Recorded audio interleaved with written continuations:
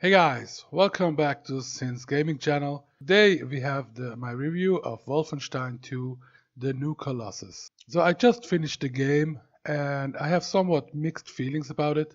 I mean, it's still clearly Wolfenstein, but in my opinion, they cut out some vital parts that have always been there and which made the predecessors more epic. I'm of course talking about boss fights. Oddly enough, they left them out completely in this iteration, and it kinda baffles me on why they did it. Now, yes, there are some fights that are a bit bigger and maybe harder, but they aren't boss fights. First of all, you never fight anyone that is an actual character, but just unnamed trash mobs, and also there are no proper boss fight mechanics. It's simply pressing your left mouse trigger until the enemy in front of you explodes, drops, or otherwise leaves this earth, or Venus. And again, this actually surprised me, because boss fights were an incremental part of this series. Be it Hitler himself, Dr. Deadshot, or some big ass monster, or Heinrich, or whoever, or whatever, they were always there and they were fun and made you feel like you accomplished something. Here, this doesn't happen, and while they do get to kill someone of importance, it doesn't have that feeling of accomplishment. It's just part of a bigger cutscene and that's it. So I definitely give the game some minus points for that.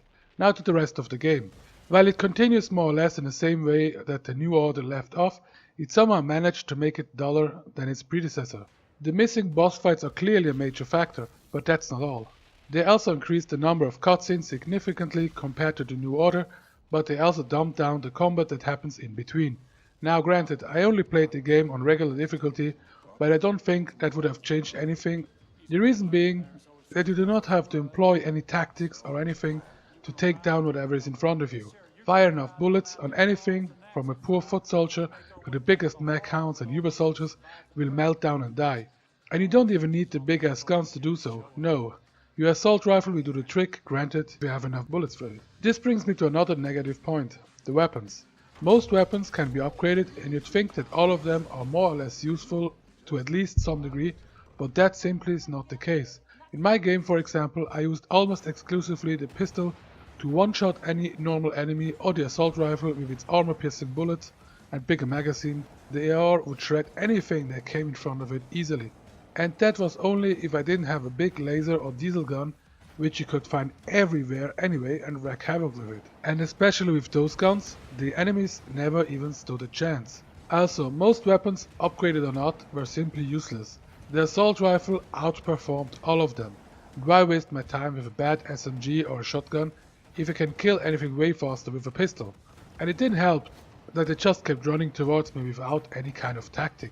Basically, you enter a level and once the alarm sounds, the entire part of the level that is affected by the alarm will come running towards you, including the commander at the end, and you can mow them down one by one.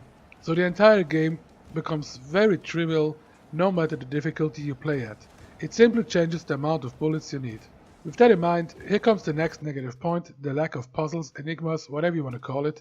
There's hardly ever a point in the game where you have to think about what you have to or could do to get to the next objective. It's very straightforward, let's call it corridory, and it never challenges the intellect of the player. Even the stealth aspect feels more like patched on than really thought through because of the aforementioned suicidal behavior of the AI. It is not really a big deal to even try to pass a level undetected.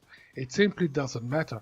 Sure, it's somewhat gratifying to finish a passage without being seen and by killing the commanders, but on the way there, you probably have killed at least half of the platoon with a hatchet or silenced pistol anyway, and it doesn't really take less long to accomplish either way, i.e. you don't really gain anything by using the stealth approach. I even argue that mowing down an entire brigade of Nazis is just so much more satisfying. So, the more I write, the more I realize just how bad of a game this actually is. The game is over a third cutscenes easily, most of which are just characters talking and not actually doing much of anything, and the parts you play are simply a plot mechanic to get you from point A to point B, so you can enjoy the next cutscene. Now, I enjoyed those scenes somewhat. I like the characters, especially one of my personal favorite side character actors, Christopher Heyerdahl, and the rest of the cast did a generally speaking good enough job. But again, there's a lot of talking, but not really much accomplished. And sure, the game ends with you killing someone of importance, but let's face it, you kill one Nazi general and he or she will just get replaced. There even is a moment where, spoiler, You can kill still alive and kicking Hitler, but when you do, the game ends because you die just as quickly. And what makes it worse is that the fact that you actually encounter Hitler never even gets mentioned afterwards. So the entire game is just an empty plot that keeps pushing forward for no reason, and when it finally is all done and over, nothing has changed. You are at the same place in the same position as you were at the beginning of the game. You hardly accomplished anything really. All you did was killing hundreds of Nazi foot soldiers, and that's it. So I'm sorry, but I'm disappointed in this game and I advise against buying it and certainly against buying any DLCs for it. Thank you everybody, and please the like, share and subscribe button, and I see you back next time.